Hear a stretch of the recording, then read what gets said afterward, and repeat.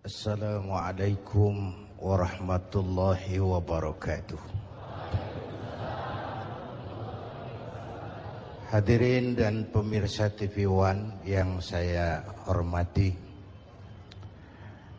guru kita Habib Munzir Al-Musyawwa dengan bijak sekali menjelaskan kepada kita bahwa gunung makhluk, air makhluk, bumi makhluk, angin makhluk. Makhluk tidak mungkin bergerak sendiri. Ia tunduk kepada penciptanya. Jadi logikanya, mulai hari ini baik-baik dong sama yang bikin angin, supaya niupnya nggak kekencengan. Baik-baik dong sama yang bikin air, supaya datangnya sesuai kebutuhan kita.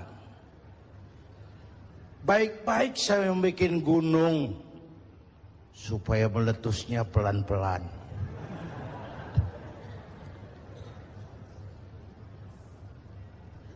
Lalu Ananda Fikri cerita tentang fenomena bencana sampai kepada kufur nikmat.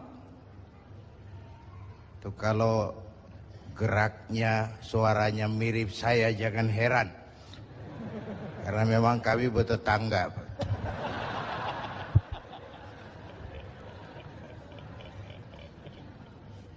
Hari ini saya tergelitik dengan tema Bung David tadi. Apa yang bisa kita korbankan untuk saudara-saudara kita yang setengah menjadi korban? Mundur dikit tentang korban. Sisi lain, Nabi Allah Ibrahim, nabi kaya. Beberapa nabi memang kaya tuh. Nabi Sulaiman, nabi kaya. Nabi kaya.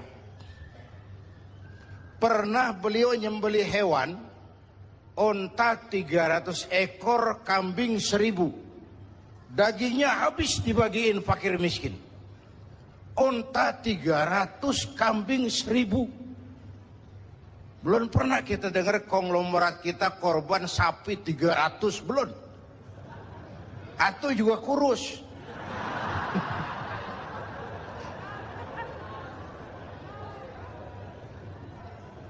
Onta 300, kambing 1000 disembelih, dagingnya habis dibagiin fakir miskin.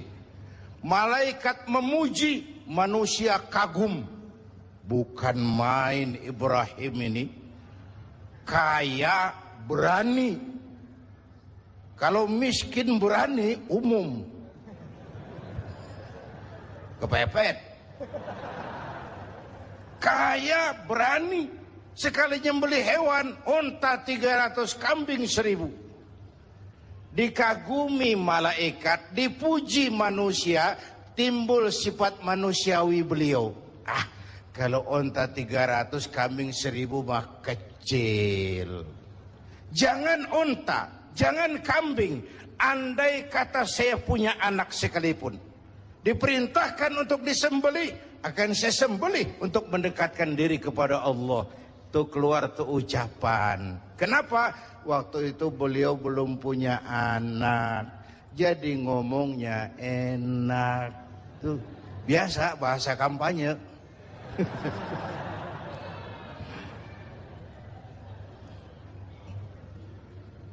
Saya mau potong ceritanya.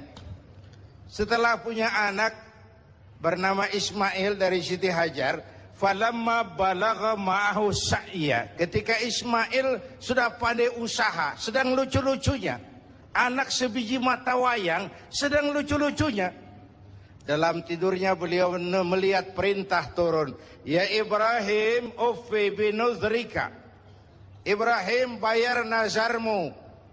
Nazar apa saya? Dulu ngomong apa, ingat enggak? Jangan unta, jangan kambing, anak pun akan saya sembelih. Laksanakan omonganmu, sembelih anakmu. Paginya dipikirin, ini semalam perintah Allah, pembisikan setan. Kalau bisikan setan jelas amat. Kalau perintah Allah kebangetan amat. Anak satu-satunya suruh potong, nenek-nenek kayak yang tuaan.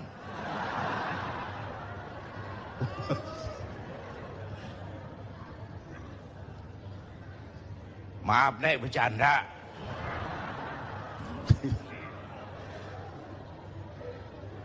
Tiga malam berturut-turut turun perintah itu, yakinlah Ibrahim ini perintah Allah. Pagi-pagi, Hajar, saya bang. Ismail sudah mandi? Sudah bang. Kasih pakaian yang bagus. Mau dibawa ke mana bang? Mau dibawa ke mana bang? Kondangan. Berangkatlah anak dan bapak dilepas pandangan mata sang ibu. Saat itu iblis repot. Kapan dan dimanapun saja kalau ada orang mau taat, ada orang mau ibadah, iblis repot. Gila ini. Anak sendiri mau dipotong. Kalau orang tiap orang imannya begini, sepi neraka. Ini harus digagalkan ini. Harus digagalkan ini. Iblis datang kepada Nabi Ibrahim. Ibrahim, mau kemana kamu? Ke Jabal Kurban, ke bukit. Mau ngapain? Nyembelih anak saya. Kenapa kau sembelih? Perintah Allah. Oh jangan. Allah mah sentimen sama ente. Dia nggak pengen ente punya keturunan, makanya disuruh potong. Jangan, jangan. Saya mah kasih tahu nih, kita kan CS.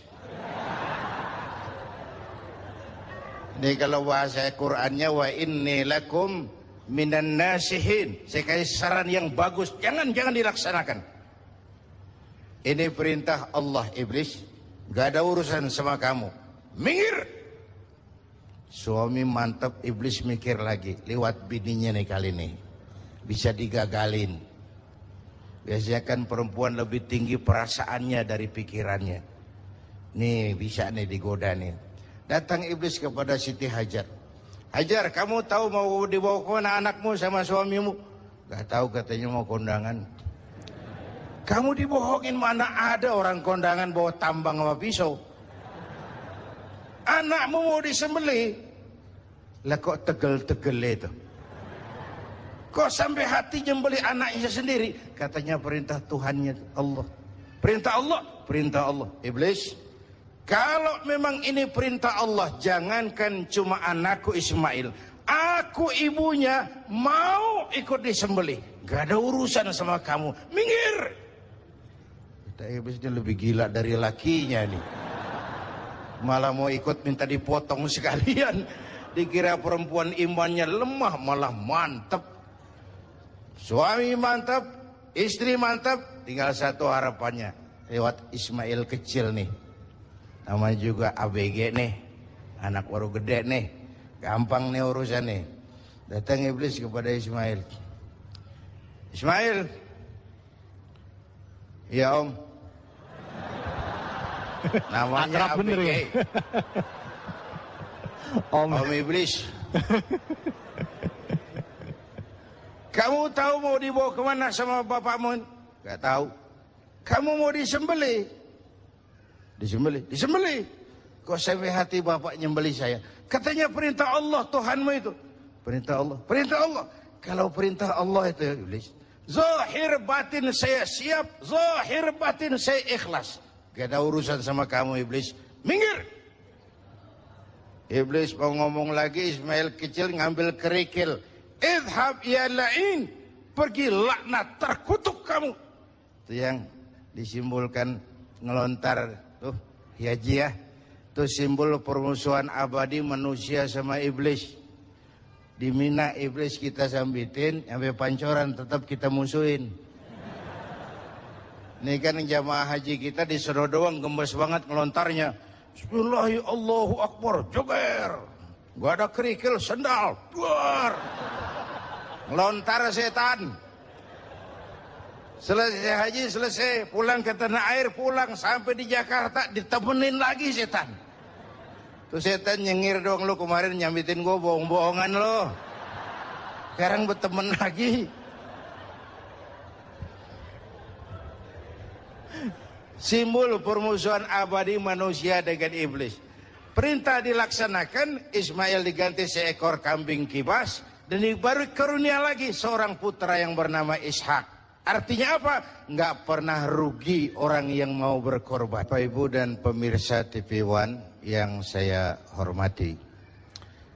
Pada waktu di Cangkringan, bertepatan dengan Sumpah Pemuda, saya katakan bahwa kalau kita satu nusa, kalau kita satu bangsa, kalau kita satu bahasa, maka deritamu adalah deritaku, kesedihanmu adalah kesedihanku, air matamu adalah air mataku. Lalu apa yang bisa kita korbankan untuk saudara-saudara kita yang tengah menjadi korban? Pertama, saya bangga, saya bersyukur Bapak Presiden memilih berkantor di salah satu ruangan di Magelang, di kaki Gunung Merapi. Sosok dari pemimpin yang ingin dekat dengan rakyat bagaimanapun keadaan yang tengah dihadapi oleh rakyat. Ini mengingatkan ke saya waktu terjadi peristiwa hijrah. Di Mekah, diteror, di Mekah, difitnah, di Mekah, dimusuhi. Sahabat pada usul, kenapa enggak hijrah saja ya Rasul? Sabar, belum ada komando. Ketika perintah hijrah turun, sahabat dikumpulin, Nabi pidato. Tuan-tuan, labbaika ya Rasul. Perintah hijrah sudah datang. Lalu berangkatlah kalian lebih dulu ke Madinah. Tuan, kapan ya Rasul? Belakangan. Kenapa belakangan? Kan enakan bareng. Kalian tahu yang dikejar-kejar saya. Target nomor 1 saya. Yang mau dihabisi saya. Kalau kita hijrah bareng-bareng, kita diuber terus. Tapi kalau kamu lebih dulu berangkat hijrah, kamu akan sampai dengan selamat di Madinah insya Allah. Karena saya yang mereka kejar, saya yang mereka ancam, saya yang mereka mau bunuh, tetap bertahan di Mekah. Mekah bahaya. Berangkatlah kamu selamatkan dirimu, biar saya di Mekah menghadang bahaya. Inilah pemimpin. Gak mentang-mentang turun perintah hijrah, terus ngepak koper, udah ya, gue duluan ya. Enggak. Keselamatan umat diutamakan. Kemaslahatan umat diutamakan. Jadi kalau presiden saja sudah berkantor di kaki Gunung Merapi, menggembirakan buat rakyat, mestinya menteri-menteri yang berkaitan juga mikir. Menko Kesra, Mensos, kalau begitu saya mesti berkantor di tempat pengungsian. Deketan lagi. Menerima sinyal, jangan boyong-boyong doang. Ada empati. Man a'ana mujahidan faqad jahada. Siapa yang membantu orang yang sedang berjuang, pada hakikatnya dia juga sudah ikut berjuang. Bapak Ibu hadirin dan pemirsa TV One yang saya hormati. Wallahu fi aunil abdi madama al-abdu fi auni akhi. Allah akan selalu menolong seorang hamba selama hamba itu masih mau menolong saudaranya. Dulu ada pepatah, a friend in need is a friend indeed. Itu bahasa Jawanya begitu. A friend in need is a friend indeed. Teman sejati kelihatan waktu kita perlu. Teman sejati kelihatan waktu kita perlu. Begitulah rakyat ini. Merasa ada kok, kita punya pemerintah kok, kita punya pemimpin kok, kita nggak sendiri kok, kita punya teman kok. Sesuai dengan bidang dan kemampuan kita masing-masing. Dulu Nabi Sulaiman menggalang dana untuk mobilisasi mau jihad. Bukan cuman manusia, binatang semua pada nyumbang. Mula-mula datang gajah. Gajah nyumbang kebo. Datang kerbau, kerbau nyumbang ayam, nyumbang kambing. Datang kambing, kambing nyumbang ayam. Datang ayam, ayam nyumbang burung. Datang burung, burung nyumbang belalang. Datang belalang, belalang nyumbang semut. Gajah yang nyumbang kerbau ngeledek. Belalang, kecil amat sumbangan lu semut. Liatin gue nyumbang kebo, kata gajah. Nabi Sulaiman senyum. Beliau bilang, al-hadiyatu biqadril muhdi. Jangan sombong, Jah. Sama gajah ngomongnya waktu itu. Jangan sombong, Jah. Biar kamu nyumbangnya kebo, itu belalang nyumbang burung. Pemberian mah sesuai kemampuan orang yang memberi. Kalau gajah nyumbang kerbau, pantas gajah gede sumbangannya gede. Belalang nyumbang semut, wajar belalang kecil sumbangannya kecil. Ini yang sering terjadi, datang gajah nyumbang semut. Tahu masjid lagi direnovasi, mobilnya banyak, rumahnya gede, datang panitia masjid 1000.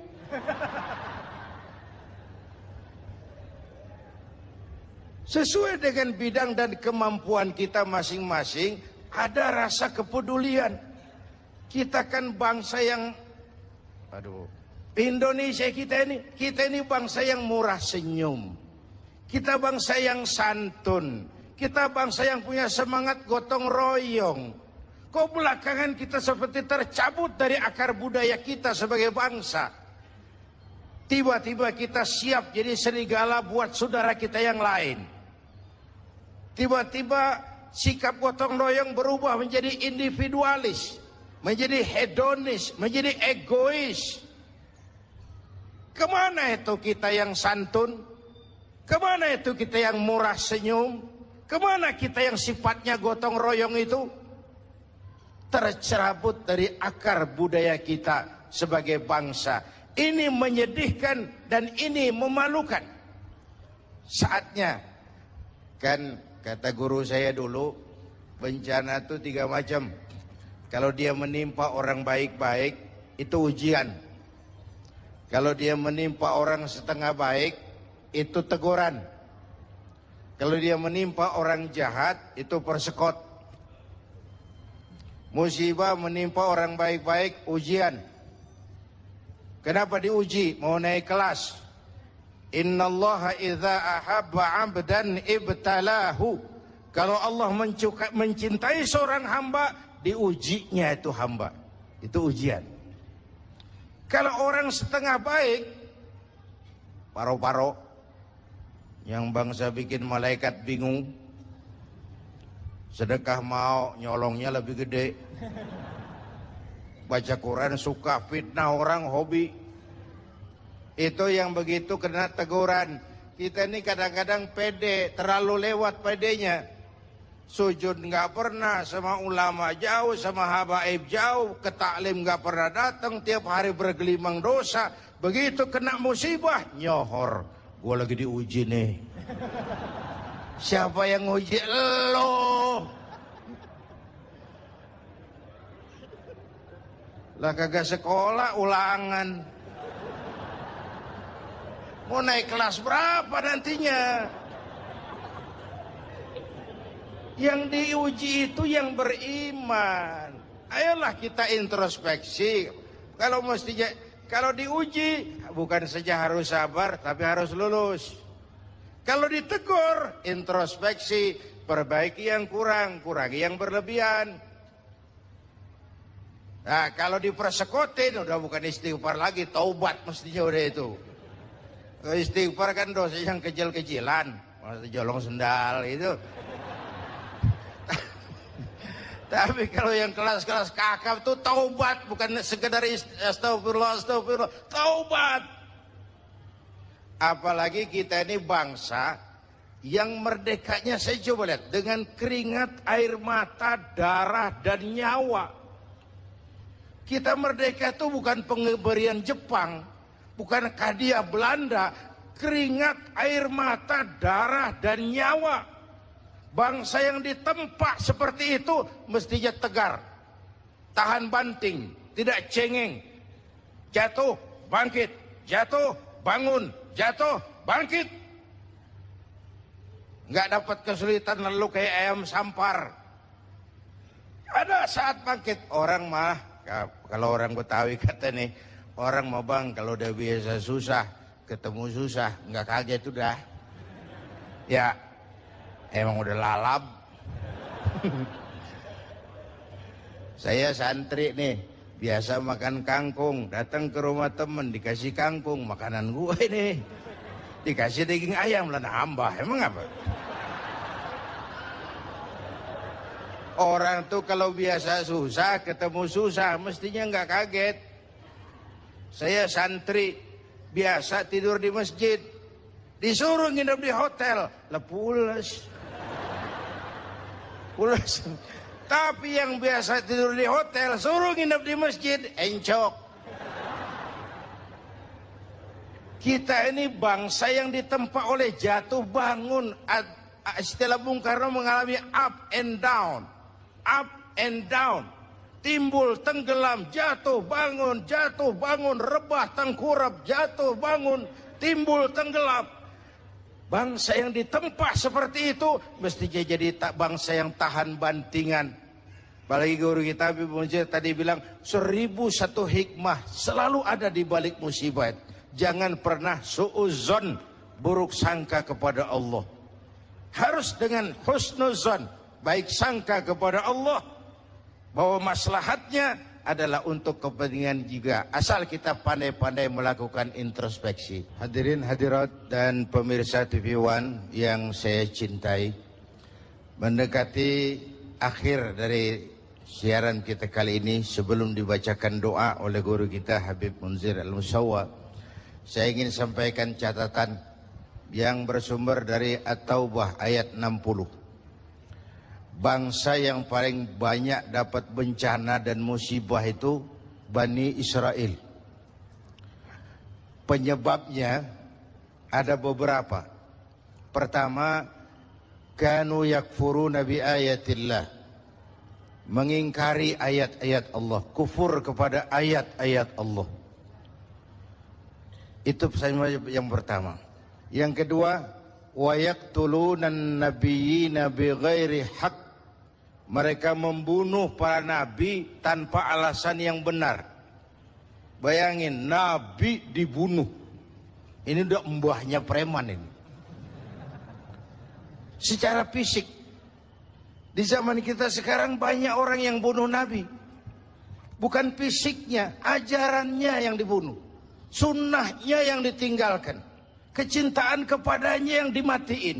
Ahli warisnya dihabisin. Itu juga membunuh para nabi. Hadirin yang saya hormati, maka kita bersyukur dengan adanya majelis Rasulullah ini menjadi benteng kita menjaga apa yang ditinggalkan baginda Rasulullah. Yang keempat, zalika bima asaw, perbuatan maksiat yang melampaui batas. Terjadi penjungkiran nilai. Yang benar dicaci maki, yang salah dijadikan idola. Yang hak jadi ma'ruf, yang munkar menjadi ma'ruf. Terbalik pandangan orang. Yang keempat, wa kanu ya'tadun, dan perbuatan yang sangat melampaui batas. Kalau maksiat terlalu banyak, Allah murka. Kalau Allah murka, bencana turun. Kalau turun bencana, nggak cuma orang zalim yang kena. Coba lihat, Aceh, Serambi, Mekah, banyak saudara-saudara kita yang rajin sujud di sana, dihantam tsunami.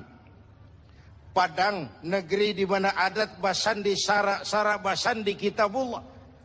Ribuan masjid terbangun, dihantam gempa, luluh lantak. Bencana kalau datang nggak pernah milih.